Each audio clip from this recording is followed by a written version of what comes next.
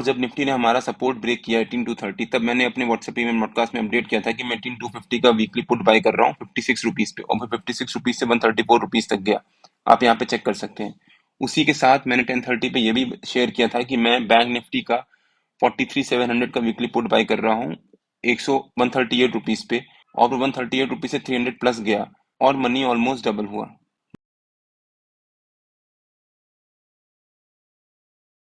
Hello friends, welcome to trade to spend. Nifty के daily analysis के एक और वीडियो में आपका स्वागत है। होप आपने हमारा कल का वीडियो देखा होगा जिसमें हमने अपने आज के लेवल शेयर किए थे। हमने कहा था कि निफ्टी अगर एक फ्लैट ओपनिंग देता है और आधा एक घंटा वापस सस्टेन करता है, उसके बाद हमारा जो सपोर्ट 18,230 या फिर हमारा जो रेजिस्टेंस 18,344, अगर दोनों में से कुछ भी ब्रेक करता है ऊपर या नीचे, तो निफ्टी उस डायरेक्शन में अपना सारा टारगेट अचीव कर सकता है। अगर आपने वो वीडियो नहीं देखा है तो उसका लिंक मैंने डिस्क्रिप्शन में डाल दिया है और आपको ऊपर यहाँ पर आई बटन में मिल जाएगा।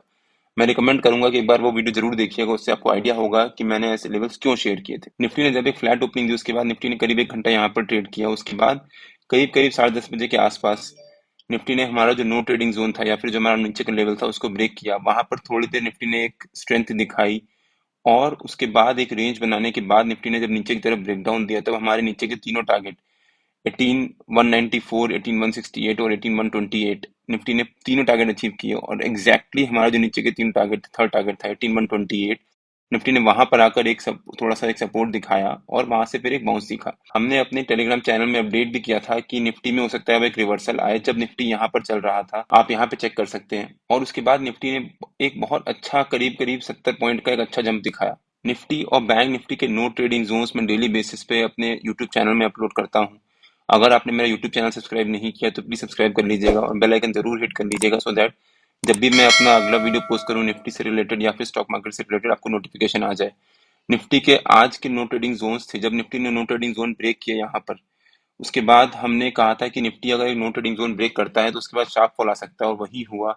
सेम बैंक निफ्टी में भी, बैंक निफ्टी ने जब हमारा यहाँ पर नो ट्रेडिंग जोन ब्रेक किया, उसके बाद मैंने अपने टेलीग्राम चैनल में अपडेट भी किया था कि मैं 43,600 का पुट बाय कर रहा हूँ वीकली का 175 रुपीज पे, और 175 रुपीज से सीधे 245 रुपीज तक गया जब निफ्टी ने यहाँ पर फॉल दिखाया था, और हमें एक करीब करीब 70 पॉइंट का बहुत अच्छा प्रॉफिट दिया। आप यहाँ पे चेक कर सकते हैं। निफ्टी ने जब यहाँ पर एक छोटी सी रेंज बनाई थी, उसके बाद निफ्टी ने जब इस रेंज को ब्रेक डाउन दिया था यहाँ पर 10:30 बजे के आस, और जब निफ्टी ने हमारा सपोर्ट ब्रेक किया 18,230, तब मैंने अपने व्हाट्सएप ईमेल पॉडकास्ट में अपडेट किया था कि मैं 18,250 का वीकली पुट बाय कर रहा हूँ 56 रुपीज पे, और 56 रुपीज से 134 रुपीज तक गया। आप यहाँ पे चेक कर सकते हैं। उसी के साथ मैंने 10:30 पे ये भी शेयर किया था कि मैं बैंक निफ्टी का 43,700 का वीकली पुट बाय कर रहा हूँ 138 रुपीज पे, और 138 रुपीज से 300 प्लस गया और मनी ऑलमोस्ट डबल हुआ। भले ही हमारे व्यू सही हों या गलत हों, बट मैं हमेशा स्टॉप लॉस जरूर मेंशन करता हूँ अपने किसी भी व्यू में जब भी मैं शेयर करता हूँ, क्योंकि स्टॉप लॉस रखना एक बहुत जरूरी चीज है। और स्टॉप लॉस नॉर्मली छोटा रखना चाहिए और टारगेट के लिए हम ओपन रहने चाहिए। हमें ये नहीं कि हमें 5 पॉइंट 10 पॉइंट का प्रॉफिट मिल गया हमें एग्जिट कर जाना चाहिए। हमें वेट करना चाहिए जब तक हमारा स्टॉप लॉस हिट ना हो, तब तक हमें निफ्टी या किसी भी स्टॉक से एग्जिट नहीं करना चाहिए। और अगर आप चार्ट को देखते हो तो चार्ट सब कुछ कह देता है। चार्ट ने जैसे यहाँ पर बताया, जब निफ्टी यहाँ पर एक सपोर्ट ले रहा था और एक यहीं पर बहुत देर ट्रेड करता रहा, उसके बाद निफ्टी ने जब ब्रेकडाउन दिया तो चार्ट ने साफ साफ बताया था कि हमारे जो सेलर्स हैं वो एग्रेसिव हो रहे हैं, हो सकता है निफ्टी में एक फॉल आए। वही हुआ। यहाँ पर भी जब निफ्टी ने यहाँ पर एक सपोर्ट लिया, थोड़ी देर के लिए रेजिस्टेंस लेता रहा यहाँ पर, और उसके बाद निफ्टी ने यहाँ से भी एक फॉल दिखाया। फिर यहाँ पर निफ्टी यहाँ पर सपोर्ट ले रहा था, और चार्ट सब कुछ बोल देते हैं। उस समय आरएसआई करीब करीब ओवर सोल्ड जोन में जा चुका था, करीब 20 से कम हो चुका था आरएसआई, जिस वजह से मैंने भी अपडेट किया था कि निफ्टी में हो सकता है एक रिवर्सल आए, चांसेस थे। अगर रिवर्सल ना भी आता तो हो सकता है निफ्टी थोड़ी देर यहाँ पर ट्रेड करता और उसके बाद निफ्टी किसी डायरेक्शन में मूव देता, और वही हुआ। निफ्टी ने एक डायरेक्शन में मूव दिया। आप भी मेरा टेलीग्राम चैनल ज्वाइन कर सकते हैं, जहाँ पे मैं डेली बेसिस पे अपने लेवल शेयर करता हूँ। अब देखते हैं कि निफ्टी के कल के लेवल्स क्या रह सकते हैं। मेरे ख्याल से निफ्टी का जो कल का रेजिस्टेंस रह सकता है वो आज का जो हमारा सपोर्ट था 18,230 यहाँ पर, और निफ्टी का जो सपोर्ट रह सकता है, जो निफ्टी ने ये रेंज बनाई थी उस रेंज का ऊपर का लेवल विच इज 18,153। तो हो सकता है निफ्टी 18,153 और 18,230 के बीच में कल ट्रेड करे। कल एक्सपायरी भी है तो हमें ध्यान रखना चाहिए, बिकॉज एक्सपायरी में एक रैंडम मूवमेंट आ सकती है। निफ्टी जिस डायरेक्शन में भी अपना ऊपर का रेजिस्टेंस ब्रेक करता है 18,230, या फिर निफ्टी नीचे का सपोर्ट 18,153, निफ्टी किसी भी डायरेक्शन में अगर ब्रेक डाउन या ब्रेकआउट देता है तो निफ्टी में अच्छी मूवमेंट आ सकती है। कल एसबीआई का रिजल्ट भी आना है, तो एसबीआई का रिजल्ट का भी कल इम्पैक्ट होगा। एसबीआई एक अच्छा हैवी वेट है निफ्टी में, तो उसका भी एक अच्छा इम्पैक्ट आ सकता है बोथ निफ्टी और बैंक निफ्टी में। और अगर निफ्टी मान लीजिए एक फ्लैट ओपनिंग देता है कल, और उसके बाद थोड़ी देर ट्रेड, आधा एक घंटा ट्रेड करने के बाद ऊपर हमारा रेजिस्टेंस ब्रेक करता है अगर 18,230 का, तो निफ्टी के ऊपर के लेवल्स ओपन हो जाएंगे। निफ्टी के ऊपर का पहला टारगेट हो सकता है 18266 के आसपास, सेकंड टारगेट हो सकता है 18308 के आसपास, और थर्ड टारगेट हो सकता है 18344 के आसपास।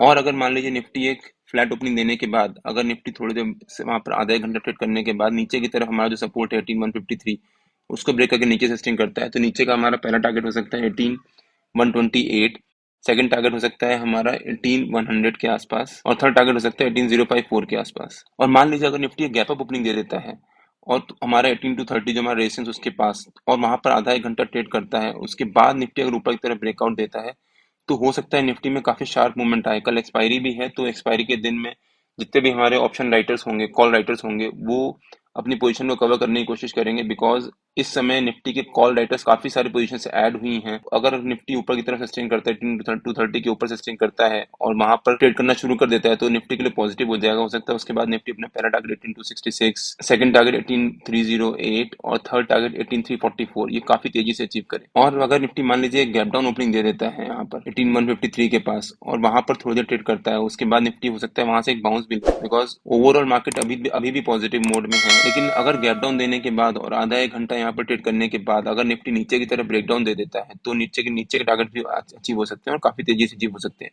हो सकता है निफ्टी फिर 18054 पे पास आकर रुके और वहां पर थोड़ी देर ट्रेड करने के बाद निफ्टी यहाँ से एक सपोर्ट लेकर वापस बाउंस भी कर जाए।